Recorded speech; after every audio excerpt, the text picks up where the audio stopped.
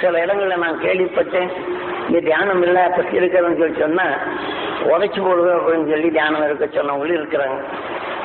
ஏன்னா அங்கே போய் தியானம் இருக்க போகிறாங்க, அதை தியானம் இருக்க போகிற நேரங்களில் குழந்தை இருக்குன்னு உரைச்சி போட்ட தியானம் இருக்கிறீங்க இல்லையா அப்படின்னு சொன்னால் எப்படி இருக்கும்?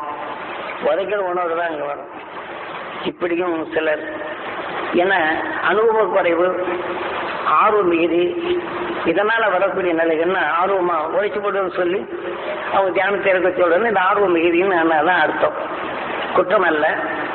ஆனால் அந்த ஆர்வ மிகுதியிலே இதை போல தவறுகள் நம்மை அறியாத நிலைகள் வந்து விடுகின்றது. அப்ப நாம் அரவணைப்பும் தன்மை வர வேண்டும். நான் சொல்லுகிறேன் நீ செய்ய வேண்டும் என்ற உணர்வு வந்தாலும் நான் என்ற அகந்தை ஊற்றி விடுகின்றது. நம்ம குருநாதன் நான் செய்யறேன்னு எதுவுமே செய்ய சொல்லலை. நீங்க தான் செய்யணும், நீங்க தான் எடுக்கணும்னு சொல்லணும். நான் சொல்றது நீங்க கேட்கணும்னு சொல்லலை.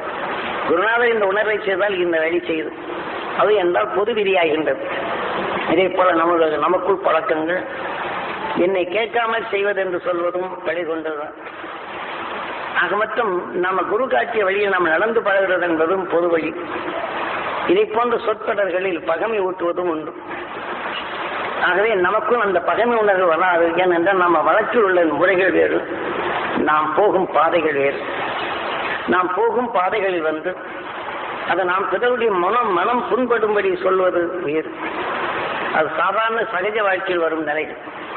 நாம் தியான வழியில் வரப்படும் போது நாம் அரவணைப்பின் தன்மையும் ஆக அந்த ரகத்தில் தெளிவுபடுத்தும் மனமும் அங்கே வருவது வேண்டும். தெளிவுபடுத்தினால் பகமை இல்லை. ஆகவே நாம் இதை செய்தால் என்று அரவணைத்து நாம் சொல்லும் சொல்கள், இணைந்து வாழும் நிலைகளும் சொல்லுக்கு அதுக்குண்டான மரியாதையும் கொடுக்கின்றது. இதை போன்ற நிலைகளை நாம் ஒவ்வொருவரும் தெளிவாக தெரிதல் வேண்டும். ஏனென்றால் நமது ஒரு சொல்லுக்குள் எத்தனையோ வியாக்கியானங்கள் சென்று விடுகின்றது. அத்தகைய வியாக்கியானங்கள் அதை வெறிவிளக்கும், அதை தீமையின் உணர்வுகளை பரப்பாது.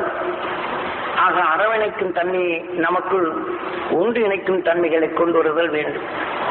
என்ன இதை போல நிலைகளில் நாம் தியானம் என்றாலே இதுதான். ஒன்று சேர்த்து வாழ்தல் வேண்டும்.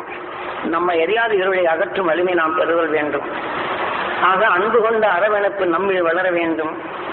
அன்பு கொண்ட உணர்வு நமக்குள் என்றுமே உயர்ந்து வாழ வேண்டும், உயர வேண்டும் என்பதுதான் நமது தியானம். ஒன்று சேர்த்த உணர்வு தான் இன்று ஒளியின் சரீரமாக இருக்கின்றது.